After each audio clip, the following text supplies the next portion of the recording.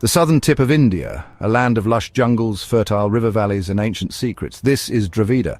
For millennia, it flourished, separate, distinct, powerful. Welcome to Cryptic Mystic Vault, where we unravel the secrets of ancient mysteries long before the arrival of invaders. Dravidian civilizations carved their own destiny. These were not isolated tribes. The Cholas, Pandyas, Cheras and Pallavas built empires.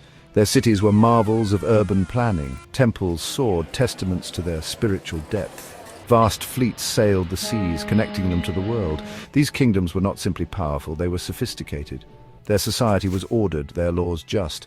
They excelled in art, literature and philosophy. Theirs was a world of vibrant culture and fierce independence, a spirit that would be tested time and again. Theirs is a legacy etched in stone. The towering gopurams of their temples still pierce the sky, a defiant reminder of a glorious past, a past that refused to be forgotten. This was not merely survival, it was a celebration of life, of faith, of human potential. This is the story of that spirit, the spirit of resistance, the spirit of Dravida. To the north, a new power arose. The Islamic conquest swept across Persia and into India. The Delhi Sultanate, with its hunger for land and wealth, turned its gaze southward. The Deccan plateau, the heartland of Dravida, became a battleground. The invaders, accustomed to swift victories, found a different foe in the south. The Cholas, masters of the sea, repelled Arab incursions. Their ships, sleek and deadly, controlled the Indian Ocean. The invaders were driven back, their dreams of conquest dashed against the shores of Dravida, but the north was relentless. Wave after wave of invaders pressed southward. Yet Dravida would not break. New kingdoms arose, forged in the fires of resistance. The Hoysalas, the Kakatiyas, the Reddy dynasty, all stood firm. They fought not just for land, but for a way of life. Theirs was a struggle for cultural survival, a defiance against forced conversions and cultural assimilation. It was a battle fought not just on the battlefield, but in the hearts and minds of the people. And it would give rise to a legend, the Vijayanagara Empire. From the ashes of conquest, a new power emerged. Vijayanagara, the city of victory, became a beacon of hope, a bulwark against the encroaching tide of Islamic rule. It was more than a kingdom, it was an idea of Hindu resurgence, of Dravidian strength. The Vijayanagara Empire, under rulers like Krishnadevaraya, became a byword for power and prosperity.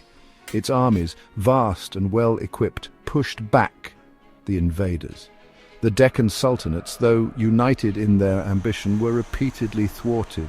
But Vijayanagara was more than just military might. It was a center of learning, art and culture. Temples, more magnificent than ever before, rose as testaments to their faith. Literature flourished, chronicling the tales of their resistance. Music and dance echoed in the streets, celebrating life in the face of adversity.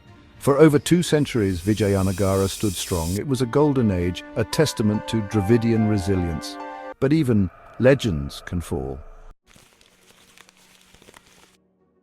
The Deccan sultanates, united in their envy and fear, launched a final, desperate assault. The Battle of Talikota was a clash of titans, a struggle for the soul of South India. And it ended in tragedy. The Vijayanagara Empire, betrayed and outnumbered, was crushed. The fall of Vijayanagara sent shockwaves through the south. Yet the spirit of resistance did not die. From the ruins of the empire, smaller kingdoms arose. The Nayakas of Madurai, the Wodiyars of Mysore, the Kaladi Nayakas. They carried the torch of defiance. The fight shifted. It became a war of attrition, of guerrilla tactics, of small victories that kept hope alive. The invaders soon learned that conquering the land was one thing. Subduing the spirit of the people was quite another. The south, though scarred, was not broken.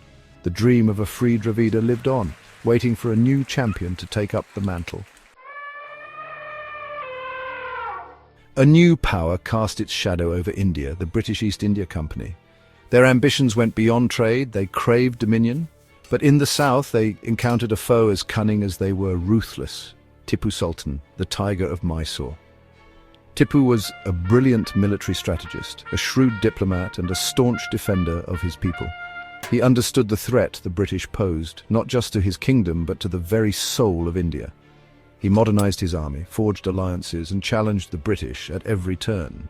His army, a mix of Hindus and Muslims, was a testament to his inclusive vision. He built roads, irrigation canals and factories, strengthening his kingdom for the fight ahead. He reached out to foreign powers, seeking alliances against the British. 4 times the British and their allies laid siege to his capital, Seringapatam. 4 times Tipu fought back with unmatched ferocity. But in 1799, betrayed and outnumbered, Tipu fell in battle. His death marked the end of an era, but his legacy of resistance lived on. The Dravidian spirit is a testament to cultural resilience and identity. Through centuries, they preserved their languages, traditions, and way of life. Today, the legacy of resistance lives on. The spirit of Dravida burns bright even today. If South India had not defied conquest, the cultural and political landscape of the region would be vastly different. The rich traditions, languages, and heritage might have been overshadowed by foreign influences. Imagine a world where the vibrant Tamil, Telugu, Kannada, and Malayalam languages were lost to time, replaced by foreign tongues. The exquisite dance forms, music, and art that define the region could have faded into obscurity. Economically, the region could have been exploited for its resources, leading to a different developmental trajectory. The bustling trade routes, the flourishing temples, and the thriving local industries might have been replaced by colonial infrastructures serving foreign powers.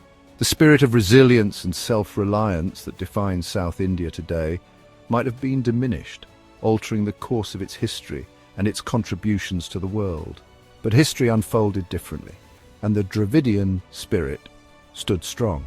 This hypothetical scenario serves as a reminder of the importance of resistance and the preservation of cultural identity. It is a testament to the enduring legacy of the Dravidian people whose defiance shaped the rich, diverse, and resilient South India we celebrate today. Thank you for watching, and don't forget to like, share, comment, and subscribe for more explorations into the symbols that shape our world.